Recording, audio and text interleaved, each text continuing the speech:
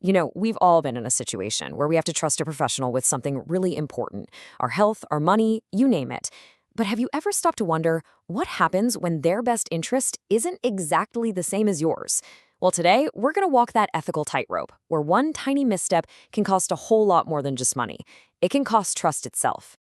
And that's really the big question, isn't it? When your money is on the line, how can you be sure that the person giving you advice is putting your interests first?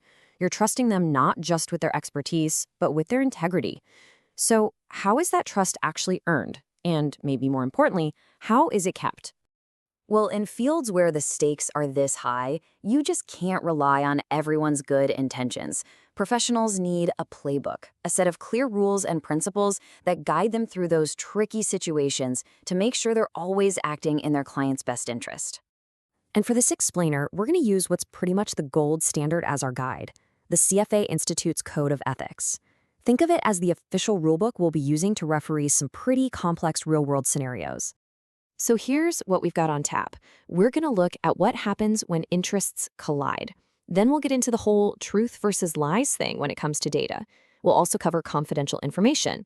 And we'll wrap it all up with a tool you can use, your own ethical compass.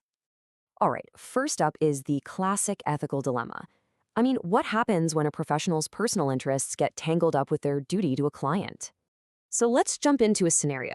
Picture this. There's an analyst, her name's Bashar, and she's recommending a new stock, Globo Telecommunications.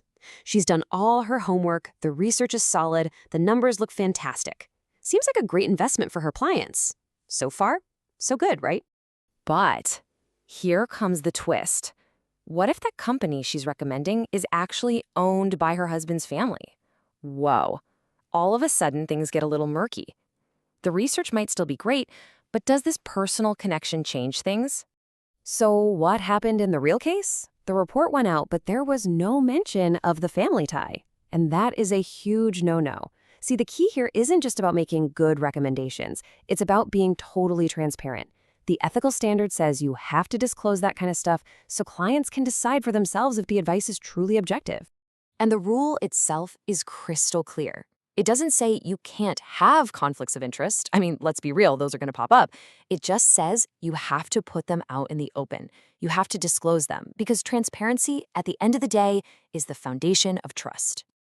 And this goes way beyond just family connections. Think about it. What if a client offers you a week at their luxury resort? Or you recommend a certain broker because, hey, they give you a bunch of valuable research for free? Or you start giving better service to clients who pay you higher fees? Every single one of these situations could cloud your judgment and compromise your duty to your clients. Now, this duty of being transparent doesn't just stop with personal conflicts. It's also about being brutally honest with data. Because when a company shows you its performance numbers, you better believe the devil is in the details. Okay, take a look at this chart. This is for a new investment model called StockStar. At first glance, it looks amazing, right? It's beating its benchmark. Returns are up. You'd probably be thinking, hey, where do I sign up? But there's something hiding in plain sight. You see, part of that incredible performance is something called back-tested. What does that mean? It means it's not real money that was actually traded in the market. It's a simulation. It's a computer model looking backward and saying, well, if we had used our strategy back then, this is how we would have done. It's purely hypothetical.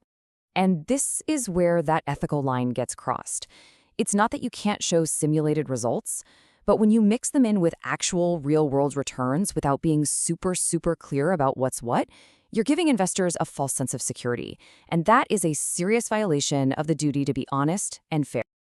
Okay, so we've talked about the information you have to share. But what about the information you just find?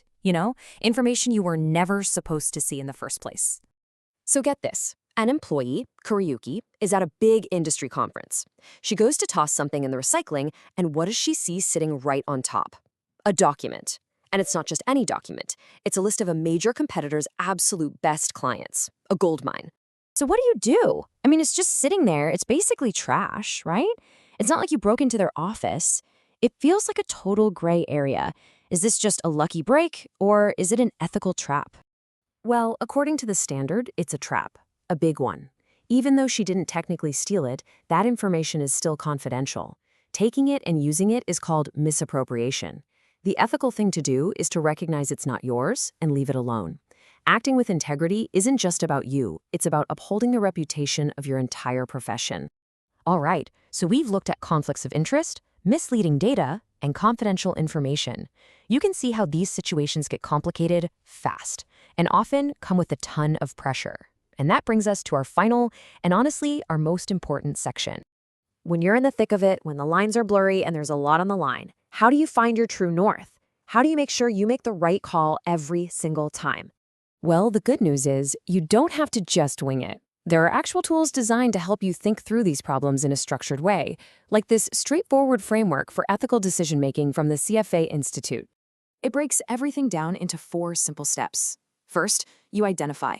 What are the actual facts? Who do you owe a duty to? Are there any conflicts? Second, you consider. What are the outside pressures? What are your options? Who can you ask for guidance? Third, you decide and act. You got to make the call and do it. And finally, and this is a step so many of us forget, you reflect. Did things turn out how you thought they would? What did you learn for next time? And what's so powerful about this is that it takes ethics from being this big, scary list of rules and turns it into a practical, repeatable process. It's a compass, a tool that anyone can use to navigate that ethical tightrope, not just in finance, but really in any job. So I'll leave you with this to chew on. In your own career, when you're facing those tough calls, what's the compass that you rely on? What's the framework you use to make sure you always put integrity first?